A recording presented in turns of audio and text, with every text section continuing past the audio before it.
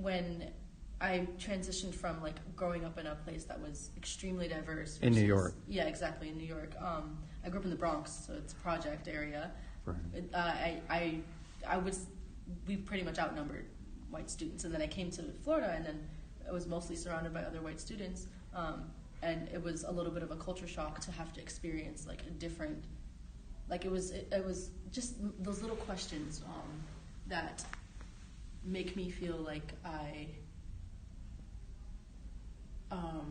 am something to like be figured out rather than a person to understand. Like somebody almost maybe exotic or from another, not and so it wasn't just about your hair. Were there other kinds of comments? Yeah, so my mother, she's pretty white passing. My father is not. So when you see us together, Your father's black. Yeah. When you see us together, there would be questions, and I know that it's not like unusual to see a mixed race couple.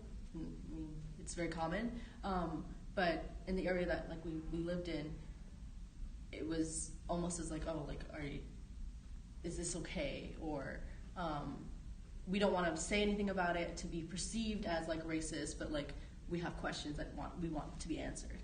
And that's where I say it's a difference between like asking to understand somebody, to know their life story, to get to know someone, rather than I want you to like affirm everything that I'm saying, and if you don't, then it's met with negativity.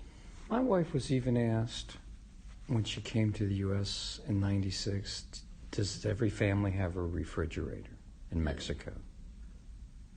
Does every family? And she was like, where do you think we live? Yeah. No. I mean, these were questions asked out of curiosity, and you wonder what's their source of info about Mexico. It's like it's pure ignorance, and that's why I say 9 times out of 10 it can be like genuine curiosity of like, oh, like I just don't know. But do you ever get angry? Yeah, I think I get angry mostly because I don't feel like it has to be my responsibility to constantly educate people, because I'm not constantly asking white people questions about their culture.